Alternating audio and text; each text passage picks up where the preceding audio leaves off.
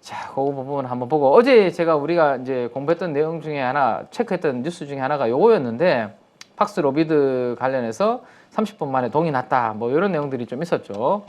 그래서 어제 여전히 시장에서는 종목 장세가 막 화려하게 되는 것들이 이런 뉴스들로 인해서 상한가 가는 종목들이 나온다라는 것은 종목 장세의 에너지는 살아있다라는 거거든요. 그래서 KPX 생명과학 같은 종목들이 어제 이렇게 상한가 가는 움직임이 좀 나왔고요.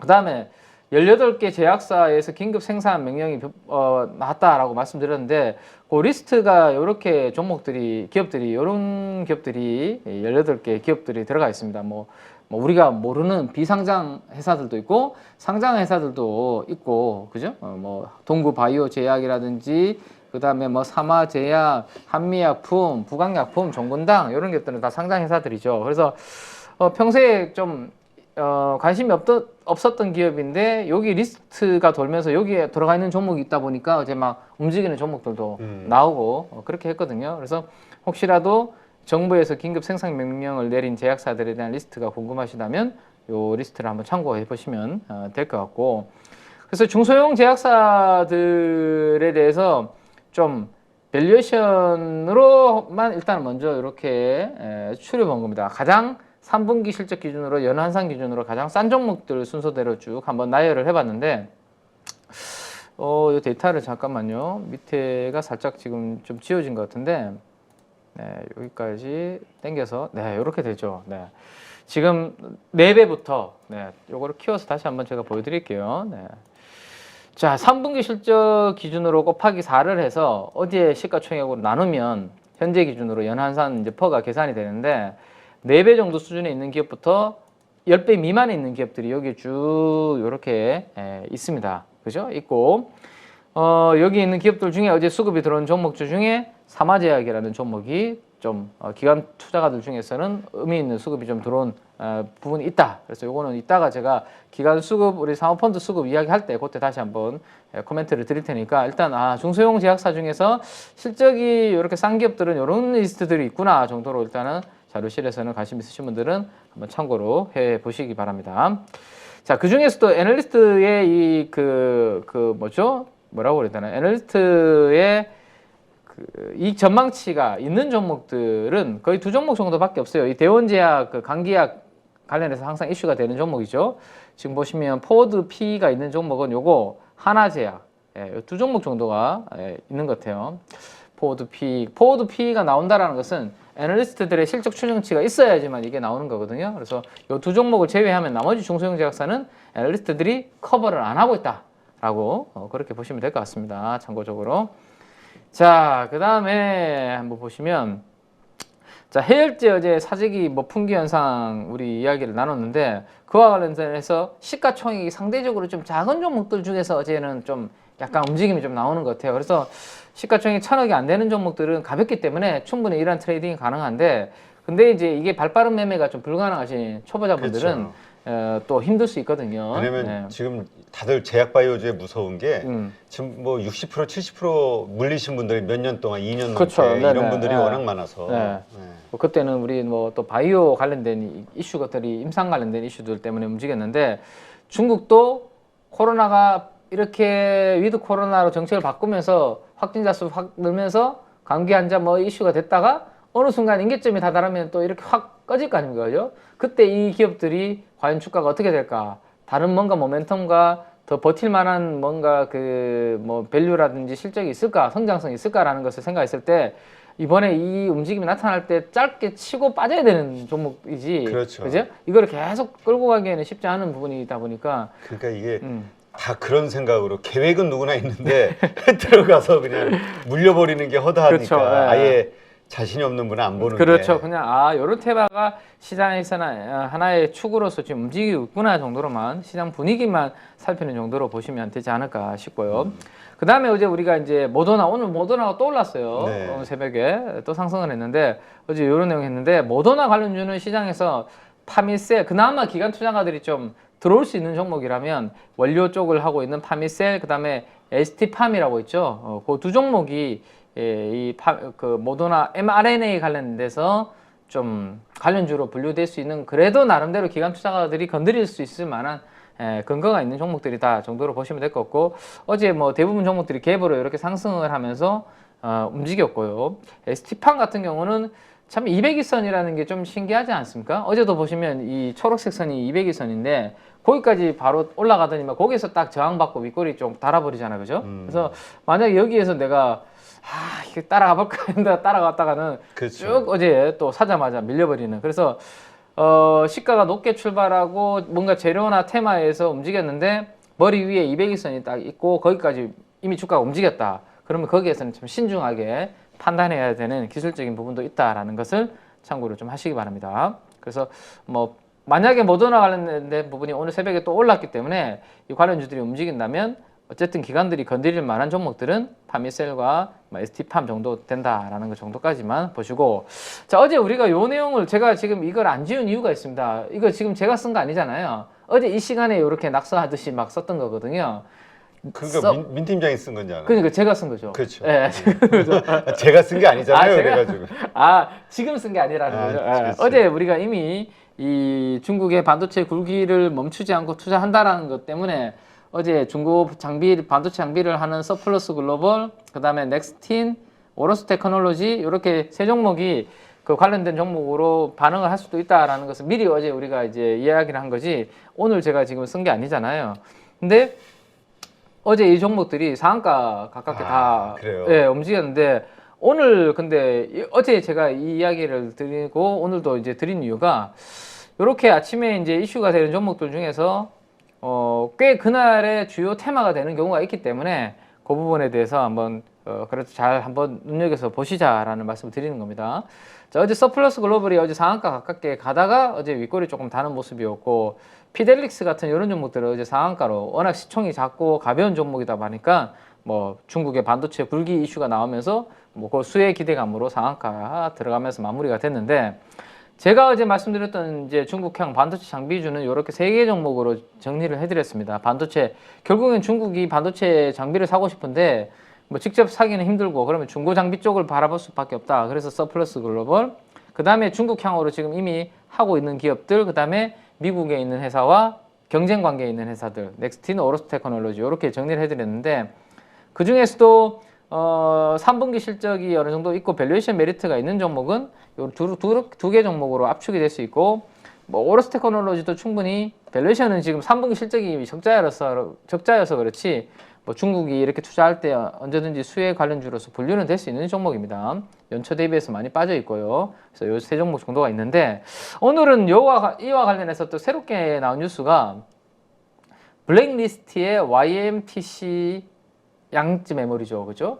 예, 중국 기업들을 또 추가한다. 뭐 이런 내용들이 오늘 또 어제 밤에 어제 오후에 또 나왔으니까 빠르면 이번 주에 발표를 한다고 하는 미국에서. 그러니까 여기에서 우리가 느낄 수 있는 것은 미중 간의 갈등은 패권 경쟁은 계속되고 있구나라는 것을 우리가 생각할 수 있습니다. 그러면 중국이 계속 당하고 있지만은 않을 거 아니에요, 그죠? 중국이 내세울 수 있는 카드는 뭐죠? 그러면 결국엔 우리나라 시장에서 테마적인 관점으로 생각을 해본다면 히토류가 될 것 같아요, 그죠? 네, 히토류.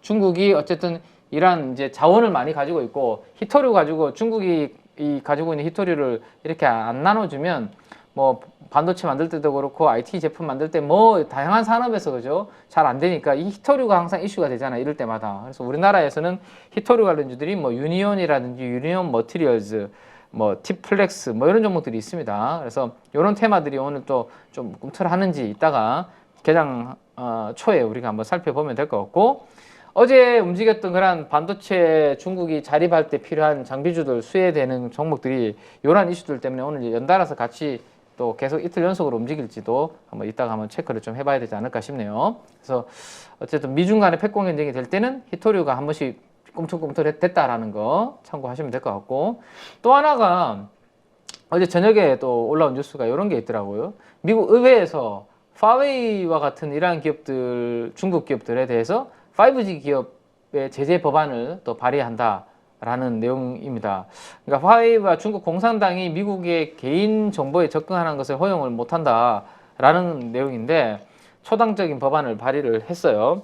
자, 이렇게 되면 이제 5G 관련해서 이제 중국 쪽으로 뭔가 또 이렇게 수출할 수 있는 그런 기업들, 뭐 최근에 또 5G 관련해서 좀 움직이는 종목들이 여기에 모멘텀을 좀 받을 수 있을지 그런 부분도 한번 관전 포인트가 또 될 것 같죠.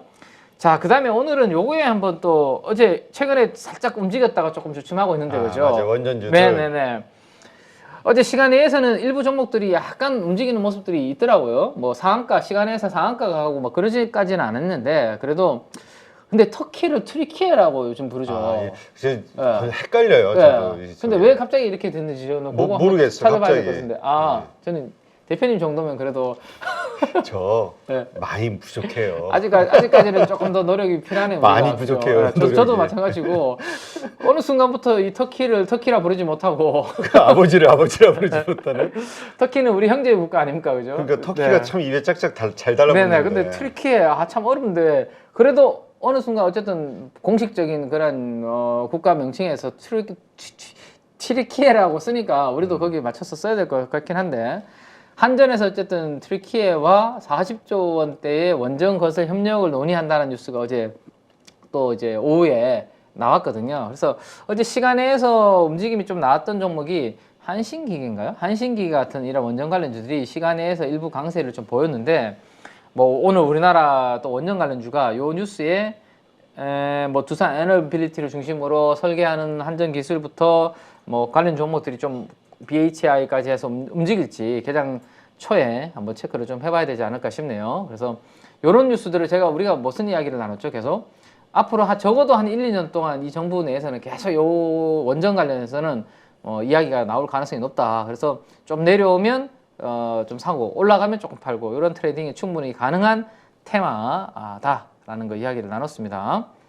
자, 그 다음에 이제 저는 메가커피는 저는 뭐 주로 이용을 하지 않는데요. 원래 커피 자체를 원래는 잘 못 먹다 보니까 저도 네. 커피를 요즘 안 마셔가지고. 네, 근데 메가커피가 요즘 참 인기이고 모델을 손흥민 우리 선수로 그 모델을 쓰면서 더욱더 이제 메가커피가 잘 되고 있는 것 같아요. 아, 그래요? 네, 메가커피의 모델이 손흥민 선수거든요. 근데 최근에 메가커피에서 또 이제 애플페이에 대해서 이제 우리 수도권 지역부터 도입을 하겠다. 뭐 그런 내용들도 좀 발표를 했는데 이러한 애플페이 관련된 이야기들이 나오면 항상 뭐죠? 우리 한국정보통신, 한국전자금융, 뭐 KG 이니시스 뭐 이런 종목들은 막 꿈틀꿈틀 하잖아, 그죠?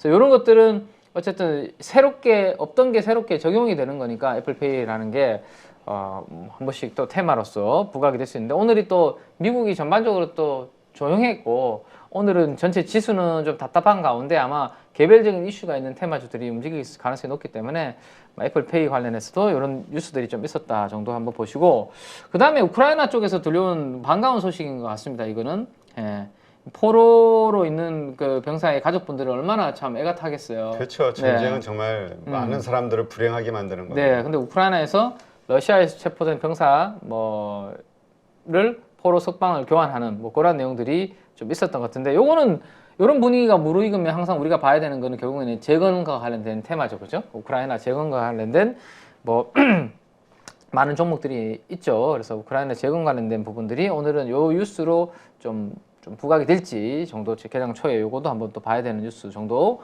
보시고 그 다음에 이제 모건 스탠리에서는 중국에서 내년도 성장률에 대해서 전망치를 상향 조정하는 이런 부분들이 좀 있었습니다. 그러면 뭐 조금 전에 우리가 봤던 항공주라든지 그 다음에 뭐 여행이라든지 이런 리오프닝 관련된 이런 부분들이 또 중국이 또 이렇게 결국에는 성장률이 올린다라는 것은 방역 완화로 인해서 경제 회복이 된다라는 그거잖아요, 그죠? 이 스토리가 방역 완화에 대한 기대주 이런 부분들이 또 계속 기대감은 좀 살아 있는 부분이 될 수 있을 것 같고 그 다음에 이제 중국의 인프라 관련된 투자에 대한 기대감도 생길 수 있는 게 지금 최근에 중국의 코로나 확진자 수가 많이 증가하고 있음에도 불구하고 중앙경제공작회의라는 것을 예정대로 개최를 한다고 하네요. 여기에서 이제 또 경기 부양을 위해서 재정 인프라 투자에 대한 이야기들이 나오면 또 우리 굴삭기라든지 이런 굴착기 관련된 종목들이 또 최근에 또 살짝 조정받고 좀 바닥을 잡아가고 있는데 영향을 받을지 그런 부분들 한번 보면 될 것 같습니다.